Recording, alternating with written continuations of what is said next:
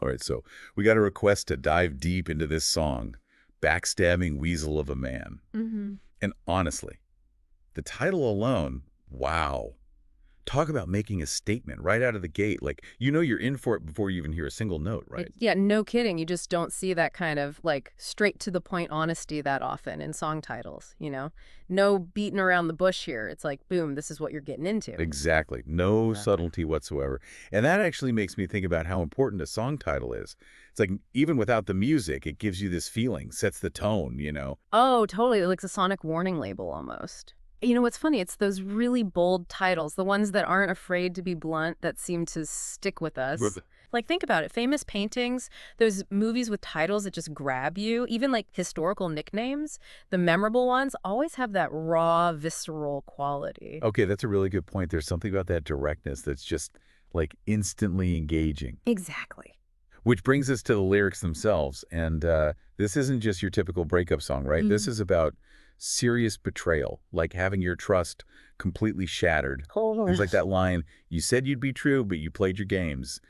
Ugh, it's almost like everyone's heard that story before, you Yeah, know? absolutely. It speaks to this like fundamental fear we all have, being lied to by someone we're supposed to be able to trust. It's something you see across cultures, across time, you know. Betrayal's a theme in ancient myths just as much as it's in a pop song today.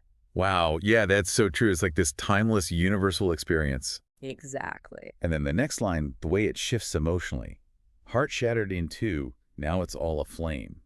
It goes from this image of fragility, a broken heart, to this burning rage, all in the span of like 2 lines. And that fire imagery, too, that's got to be significant. Oh, for sure. Fire is huge in music. It can represent passion, destruction, even purification. Right. Yeah. But it is interesting how often it pops up specifically with betrayal, you know, like not just sadness, but that added anger, the need to, I don't know, purge and destroy. Yeah. Yeah, that makes sense. And then there's that line, promises you made turn to dust in my hands. Ugh. The idea of something you thought was real, tangible, just crumbling away like that, that one always gets me. Is there like a particular image or line that stands out to you? You know, it's funny how lyrics hit everyone differently. For me, it's the repetition of backstabbing weasel of a man. I mean, Yeah. sure, repetition's a common thing in songwriting, but here it's almost like a mantra. The fact that it appears 3 times right at the end, it does something more than just hammer the point home. It's cathartic, you know? Yeah, it's like they're trying to erase this person by just repeating that insult over and over again. Exactly. Speaking of repetition, we got to talk about that chorus. It's so simple, but so effective. Mm. Why'd you go and do it? Why'd you have to lie? Left me in the ruin, left me high and dry. Right. Sometimes the most straightforward language just hits the hardest. Those questions are so primal, so relatable. Everyone's been there, you know, wanting that explanation after being betrayed. Absolutely. Like, what happened? Yeah, Why? exactly. And then it's followed by ruin and high and dry, which both capture the devastation, but in totally different ways. Like, Right. ruin implies this total destruction, while high and dry almost has this mocking indifference to it. Oh, wow. That's a good catch. The contrast really adds another layer of complexity to the song's emotions. Yeah, for sure. And then the second verse throws us a curveball with, thought we had something, thought it was real.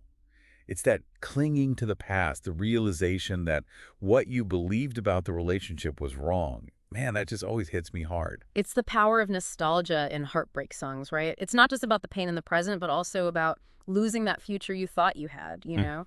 That shared history that's now tainted, which makes the betrayal sting even more. Ugh, yeah, it's like this double whammy of pain. And then we circle back to that triple repetition. Backstabbing weasel of a man 3 times in a row. Catharsis. Emphasizing the point. What do you make of it? I think it's both, but it also cements that image in your mind. It's almost impossible to hear it and not walk away thinking about it. You know, it really shows the intensity of the anger there. Yeah, totally. It gets stuck in your head. Exactly. Which, kind of makes me wonder, what's the difference between a bad relationship song and a good one? Because clearly, backstabbing weasel of a man, as simple as it might seem, really resonates with people. Right. So what makes it work? What makes it stick with you long after the song ends? I think it's a few things. It's raw, it's relatable, and the imagery is so vivid. Plus, the repetition hammers it all home.